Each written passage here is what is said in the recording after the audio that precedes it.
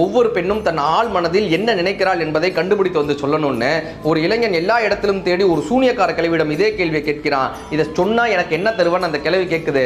நீ என்ன கேட்டாலும் நான் தருவேன் என்று வாக்குறுதி கொடுக்கிறான். ஒவ்வொரு பெண்ணும் தன் ஆள் மனதில் அவள் சம்பந்தப்பட்ட முடிவை அவளே எடுக்க வேண்டும் என்று நினைக்கிறாள். எங்கு போக வேண்டும், எங்கு வர வேண்டும், எப்பொழுது தூங்க வேண்டும், எப்பொழுது எழுந்திருக்க வேண்டும் என்று அவள் சம்பந்தப்பட்ட முடிவை அவள் தான் எடுக்க வேண்டும் என்று ஒவ்வொரு பெண்ணும் நினைக்கிறாள்னு அந்த சூனியக்கார கிழவி சொல்றாங்க. இது அப்படியே கேட்டுட்டு வந்து ராணி கிட்ட சொல்றான். 1000 பொற்காசுகள் கிடைக்குது. இப்ப சூனியக்கார கிழவியிடம் உனக்கு என்ன வேண்டும்னு கேட்கிறான். நீ என்னை திருமணம் செய்து கொள்ள வேண்டும்னு சூனியக்கார கிழவி சொல்லுது. மறுநாள் அதே இடத்துக்கு போறான். நான் உன்னை திருமணம் செய்து கொள்கிறேன் என்று வாக்குறுதி கொடுத்து விட்டு அடுத்த நாள் அதே இடத்துக்கு போறான். அங்க ஒரு தேவதையாக ஒரு பெண் அமர்ந்திருக்கிறாள்.